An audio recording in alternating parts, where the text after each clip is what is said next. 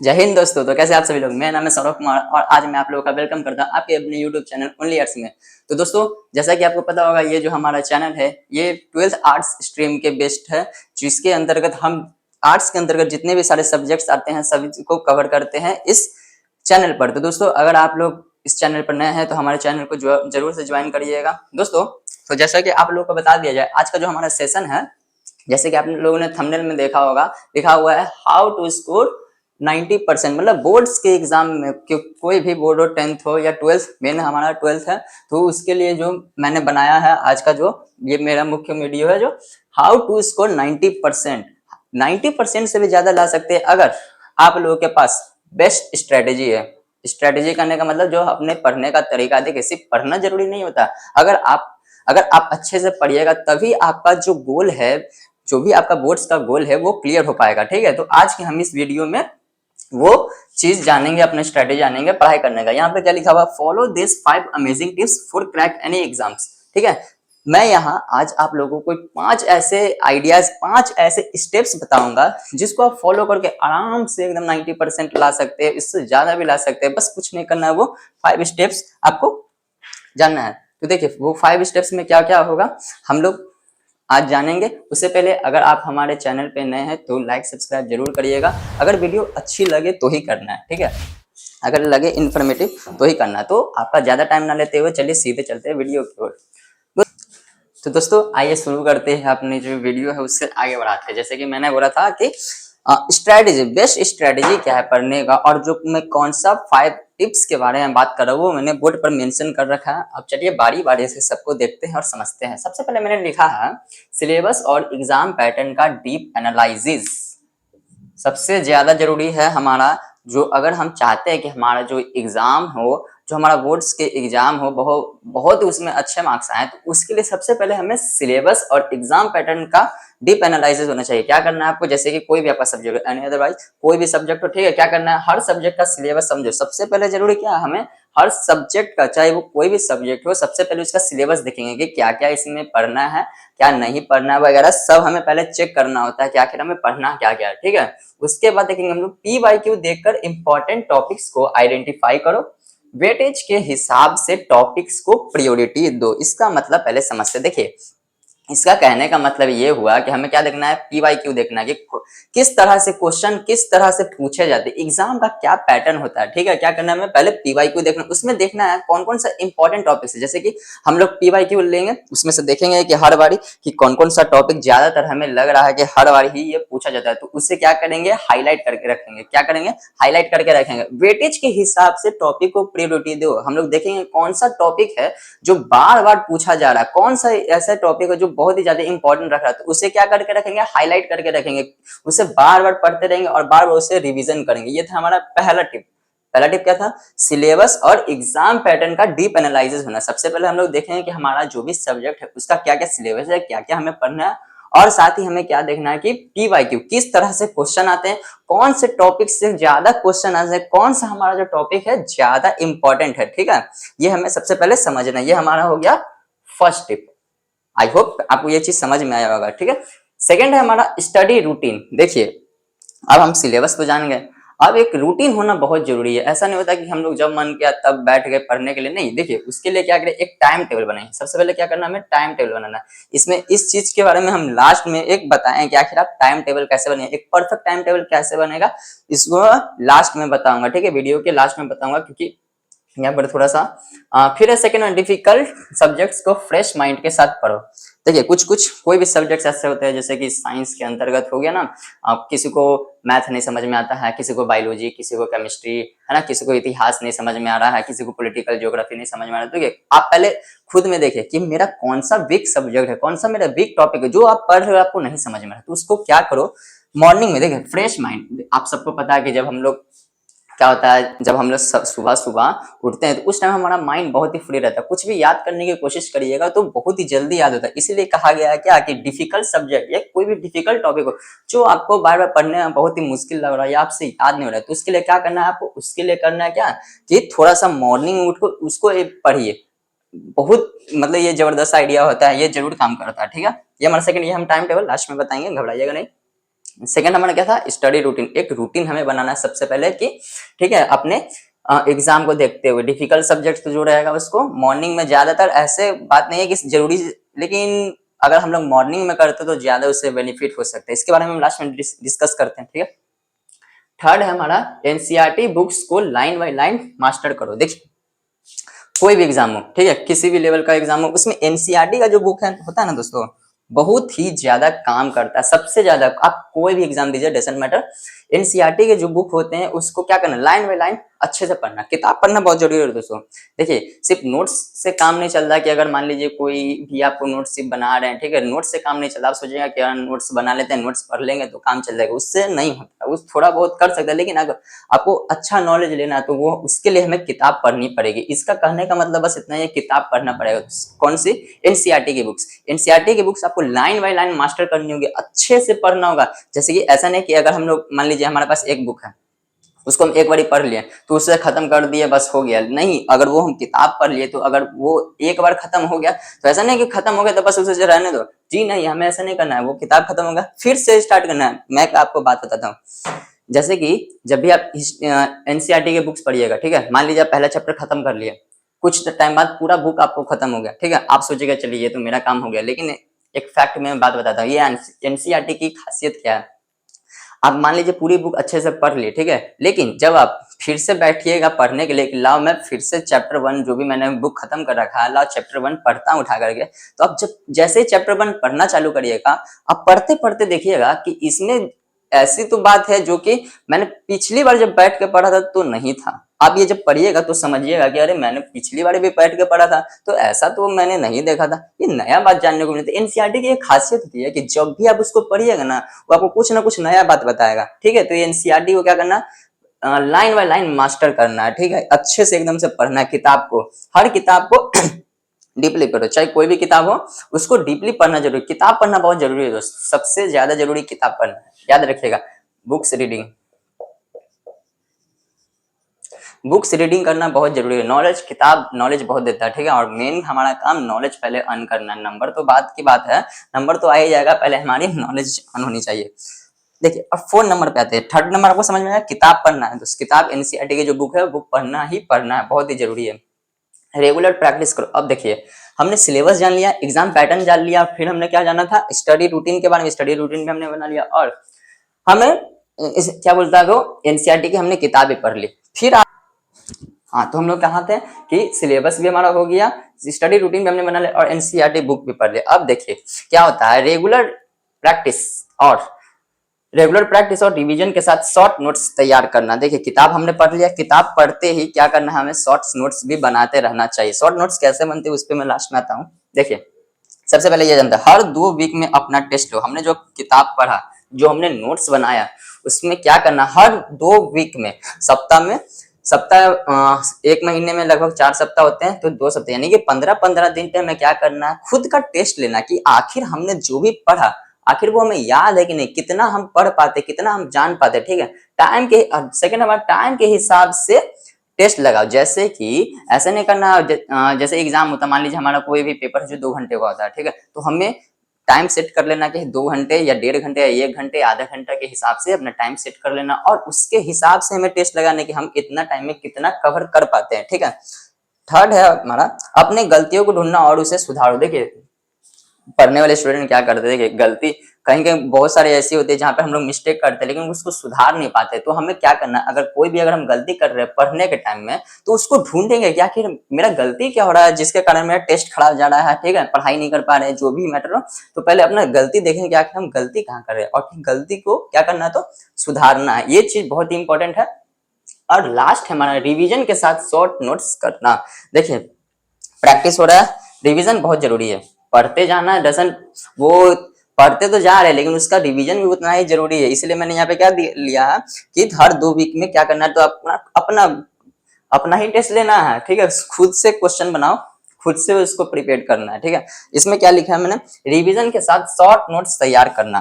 Revision के साथ क्या था, शॉर्ट नोट्स तैयार किया। देखिए शॉर्ट नोट्स का मतलब क्या था, मान लीजिए आपने कोई भी किताब पढ़ा, एक पेज पढ़ा आपने, ठीक है, उसमें आपको जो जो इंपॉर्टेंट सा लग रहा है उसको ना शॉर्ट नोट्स में कन्वर्ट करिए।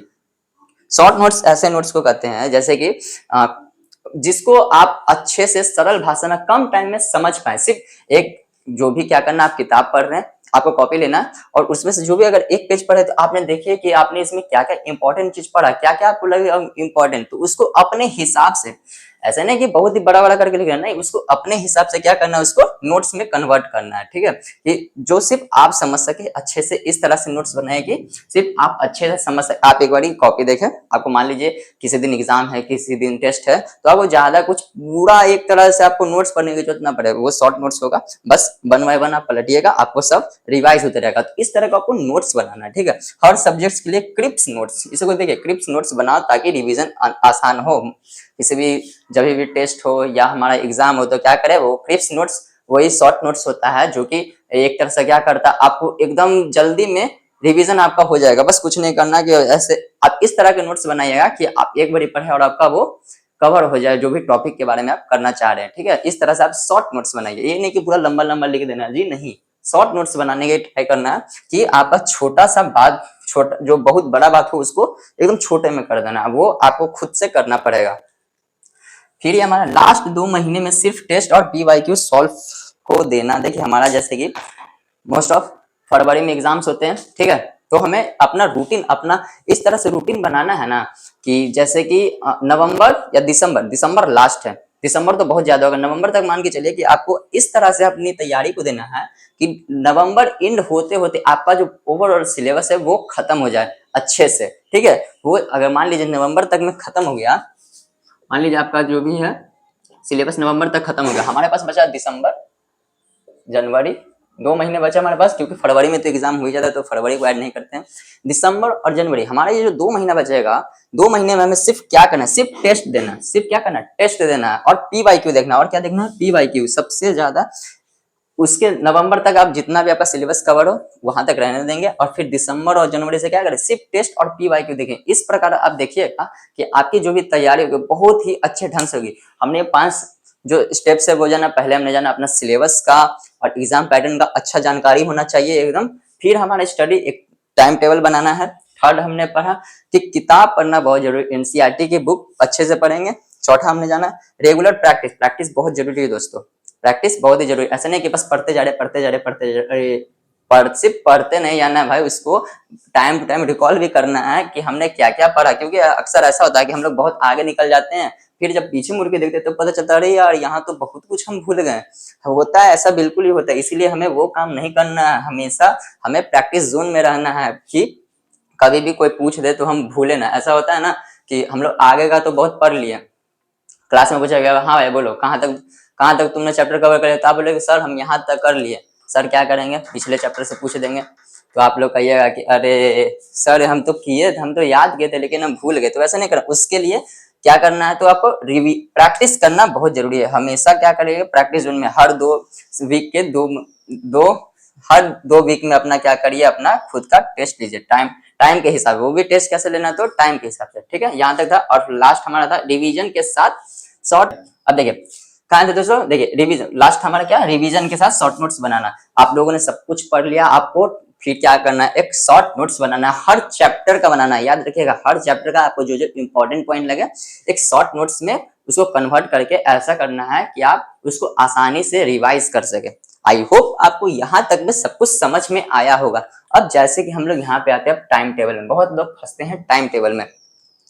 देखिए टाइम टेबल बना लो दोस्त, लेकिन ऐसा अक्सर होता है कि हम लोग टाइम टेबल जैसे कि मोटिवेट होकर के तो कर लेते हैं, ठीक है, फिर क्या होता है थोड़े दिन के बाद, जैसे कि आपने कोई मोटिवेशनल वीडियो देख लिया, 2-4 दिनों तक तो खूब मोटिवेशन रहेगा, आपको 10-10 घंटा पढ़िएगा, 18-18 घंटे पढ़ने लगेगा, लेकिन क्या होगा फिर आपका मोटिवेशन गायब होने लगेगा। और ऐसा अक्सर ही होता है, आप एकदम से रूटीन वगैरह बना के बैठ जाओगे कि नहीं भाई कल से सुबह एकदम 4 बजे से लगे रहना है, एकदम ये पढ़ना है, ऐसे से करना है आपका, और फिर तो मजे ही मजे। तो देखिए उसके लिए भी मैं एक बात बताता हूँ कि वो ज्यादा दिन तक हो नहीं पाता है। क्या था हमारा कि रूटीन, है ना, रूटीन बनाना है खुद का। अब लोग क्या करते हैं रूटीन बनाने के लिए, वो समझिए। रूटीन बनाने के लिए लोग क्या करते हैं, वो जाएंगे यूट्यूब पर या जाएंगे गूगल पर और कहेंगे बेस्ट रूटीन लिखेंगे क्या कि मुझे बेस्ट रूटीन बताओ ताकि मैं पढ़ाई करूं उसमें और मैं क्या करूं 90% ला सकूं, 90% से ज्यादा ला सकूं। तो उसमें आता है क्या आएगा, जो भी बताया जाएगा इसे कि आप रोज सुबह 3 या 4 बजे उठिए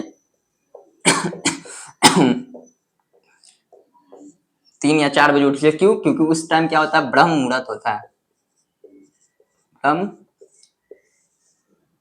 मुहूर्त है ना। ब्रह्म मुहूर्त में कहा जाता है कि अगर आप ब्रह्म मुहूर्त में पढ़िएगा तो आपका दिमाग बहुत ही शार्प होगा। हालांकि मैं तो पूरी तरह से एग्री नहीं करता हूँ, इस पे आते हैं थोड़ी देर में। तो सबसे पहले यही चीज बोला जाएगा कि सबसे पहले आप क्या करिए, सुबह 3 या 4 बजे उठ करके उस समय से लेकर के 7 बजे या 2-4 घंटा उस समय से 3 या 4 बजे पढ़िए, तो आपका जो दिमाग है बहुत ही अच्छा काम करेगा। ये चीज सबसे पहले आता है, ठीक है। तो पहले इसको डिस्कस करते थे दोस्तों। सबसे पहले ये जो मिथ है आपका कि सुबह उठ करके अगर हम पढ़ेंगे तो ही अच्छे से पढ़ सकते हैं, जी नहीं, बिल्कुल भी नहीं। आप लोगों ने सर्च किया और यूट्यूब पर या फिर गूगल पर आ गया आपका ऐसे वाला एक रूटीन आ जाएगा जिसमें से आपको पूरा दिनचर्या बता दिया जाएगा कि हाँ ये इतने से इतने बजे ये करना है, इतने से इतने बजे ये करना है, इतने से इतने बजे ये करना है, ठीक है। वो अपने हिसाब से बनाएगा। लेकिन देखिए दोस्तों, जहां तक मेरा मानना है, आपको क्या करना चाहिए कि अपने अनुसार, खुद के अनुसार देखना है कि मेरा क्या कौन कौन सा टाइम अच्छा है, कौन से टाइम में हम फ्री रहते हैं, कौन से टाइम में हम कर सकते हैं। क्योंकि देखिए हर जितने भी लोग हैं, हर लोगों का कुछ ना कुछ अपना अलग ही टाइम टेबल होता है। मान लीजिए किसी को रात देर रात तक पढ़ने का, देर रात तक पढ़ने में मजा आता है, ठीक। किसी को होता है कि जल्दी सुबह में पढ़ना अच्छा लगता है। तो दोनों अपने अपने जगह पे सही है। इसको नहीं बोल सकते कि सुबह में ही पढ़ना सही है, जो देर रात तक पढ़ता है उसको नहीं, नहीं, ऐसा बिल्कुल भी नहीं है। आपको अच्छा लगे, अगर आप लेट नाइट तक पढ़ने में अच्छे हो तो आप आराम से रात तक पढ़ो, कोई प्रॉब्लम नहीं है। अगर आपकी नींद खुल जाती है सुबह में तो आराम से आप सुबह में भी ट्राई कर सकते हो। क्या करना आपको, आप सुबह में भी ट्राई कर सकते हो आराम से। आप सुबह में कि उठ जाइए 3-4 बजे, फिर उसके बाद से लग रही। अब देखिए सबसे पहले क्या करना है बनाने के लिए, रूटीन को अपने हिसाब से बनाएगा। सबसे इंपॉर्टेंट क्या, हाँ तो दोस्तों हम क्या बोले थे, अपना जो रूटीन बनाना है सबसे पहले उसके लिए क्या करना है। देखिए एक पेज लीजिए, ये है हमारा A4 साइज का पेज ये हमने उठा लिया पेज, ठीक है। इस पे अब हेडिंग देना है एकदम बढ़िया सा, रूटीन। ये हमारा हो गया स्टडी रूटीन, पूरा फुल डे का रूटीन। अब इसको यूट्यूब पर जाकर के या गूगल पे जाकर के चेक नहीं करना है कि अगर आपका रूटीन कैसा होना चाहिए। आपका रूटीन जो है आपके हिसाब से होना चाहिए कि मेरा कौन सा टाइम फ्री रहता है, कौन से टाइम में हमको काम रहता है। क्योंकि बहुत से लोग ऐसे होते हैं जिनको कुछ काम वगैरह भी होता है मॉर्निंग या इवनिंग में, ठीक है। तो सबके लिए एक तरह का हम लोग नहीं कर सकते कि सबके लिए फिक्स रूटीन होना चाहिए। इसलिए आप खुद का अपना एक सेल्फ रूटीन बनाइए, सेल्फ रूटीन बनाना है। और सबसे पहले उसमें क्या करें, देखिए सबसे पहले आपको लिखना है 24 आवर। 24 आवर टोटल हम लोग के पास कितने होते हैं, 24 आवर्स होते हैं। 24 आवर्स में से आपको सबसे पहले अपना नींद का हटा लीजिए। क्योंकि देखिए सिर्फ काम करना जरूरी नहीं है, बॉडी को आराम देना भी बहुत जरूरी है। तो 24 में से मान लीजिए लगभग 8 घंटा की नींद तो बहुत जरूरी होती है। तो हम लोग यहाँ से 8 घंटा माइनस कर लेते हैं। बताइए कितना बचा हम लोग के पास, हम लोग के पास टोटल बचे 16 आवर्स। ये हमारा बस इसी 16 घंटे में आपको मैनेज करना है कि कौन सा सब्जेक्ट कितने देर पढ़ना है और क्या क्या काम करने हैं। ऐसे हम लोग लिख लेंगे 16 आवर्स ऊपर में। 16 आवर लिखने के बाद ये जो पेज है, पेज में अब लिखना है हमें कि हमें क्या क्या पढ़ने चाहिए। देखिए दोस्तों, सबसे कोई भी अगर आपका एग्जाम है तो उसमें से पहले आपको अपना सब्जेक्ट के हिसाब से, हर सब्जेक्ट जो आपका वीक सब्जेक्ट है उसमें कम से कम 2 घंटे दीजिएगा। जो भी आपका वीक सब्जेक्ट है 2 घंटे दीजिएगा, ठीक है। और जो मान लीजिए आपका नॉर्मल है उसमें एक एक एक या 1-1.5 घंटा उसमें दीजिएगा, ठीक है। रोज इसको रोज करना है, याद रखिएगा। कंसिस्टेंसी बहुत जरूरी होती है इसमें। सबसे ज्यादा जरूरी है क्या, अगर मान लीजिए हमारे पास 16 घंटे हमारे पास जैसे बचे हैं, उसमें आप सोचिएगा कि मान लीजिए कोई मोटिवेट होगा थोड़ा सा पढ़ लीजिएगा कि लाइए 8-10 घंटा, एक दिन पढ़ लिए हम लोग 8 घंटा, दूसरे दिन भी 9 घंटा, तीसरे दिन 10 घंटा, और जब चौथे दिन आए तो लोग घंटा पढ़ाई हो रहा है हम लोग से। तो ऐसा बिल्कुल नहीं करना। अगर आपके पास अगर आप 2 घंटा ही मात्र पढ़ते हैं, छोड़िए स्टार्टिंग से अगर आप लोग 2 घंटा पढ़ते हैं ठीक स्टार्टिंग में, तो 2 घंटा ही पढ़िए, लेकिन वो चीज रेगुलर होना चाहिए। ये चीज पहले समझिए। आप लोग 2 घंटा ही पढ़िए, उससे उससे मतलब नहीं है, लेकिन आपको रोज पढ़ना, चाहे कुछ भी हो, चाहे किसी की बारात जा रही हो, चाहे किसी की बारात आ रही हो, उससे आपको कोई लेना देना नहीं होना चाहिए इसमें। अगर आप 2 घंटे, अगर आप रोज का 2 घंटे, 1.5 घंटे, 3 घंटे भी पढ़ते हो तो आपके लिए बहुत ही होगा। ऐसा नहीं कि आपने एक दिन तो 10-10 घंटे पढ़ लिया और दूसरे दिन काम तमाम, तो ऐसा बिल्कुल नहीं होना चाहिए। ठीक है, तो सबसे पहले क्या करना है आपको, अपना जो रूटीन है उसके लिए क्या करना है, एक पेज लेना है, खुद से बनाओ भाई। दूसरे पे आश्रित मत रहो कि वो जैसा बताएंगे बेस्ट रूटीन फॉर स्टडी, ऐसा कुछ होता नहीं है। आपको सुबह में पढ़ना, हाँ थोड़ा सा ये बात है कि जरूर कि सुबह में जो 4-5 बजे का टाइम होता है उसमें उस टाइम माइंड फ्री होता है, तो ज्यादातर लोग कहते हैं कि उसमें पढ़ना चाहिए। तो देखिए जरूरी भी उतना भी जरूरी नहीं है, थोड़ा बहुत उसको कह सकते हैं, क्योंकि उस टाइम सच में माइंड तो फ्री रहता ही है, तो याद कुछ भी हो तो जल्दी याद हो जाता है जिस कारण। लेकिन बहुत से लोगों को थोड़ा प्रॉब्लम होती है सवेर में उठने में, तो कुछ खास दिक्कत नहीं होती, आप रात तक भी पढ़ सकते हैं। आप रूटीन अपना बनाइए अपने हिसाब से, ठीक है। उसमें 24 आवर्स में से सोने का हटा दीजिए, खाने का, घूमने का, कोचिंग जाने का, ये सब टाइम हटा दीजिएगा। फिर आपका जो टाइम बचेगा उसको क्या करना, अपने स्टडी में ऐड कर देना कि हमें कौन कौन से टाइम कितना कितना घंटा क्या क्या पढ़ना है। ये बहुत ही जरूरी है। तो दोस्तों आज के सेशन में इतना ही था। आई होप वीडियो आप लोगों को अच्छा लगा होगा। अगर वीडियो अच्छी लगी होगी तो लाइक, सब्सक्राइब, कमेंट वगैरह जो करना होगा करिएगा। तब तक के लिए धन्यवाद।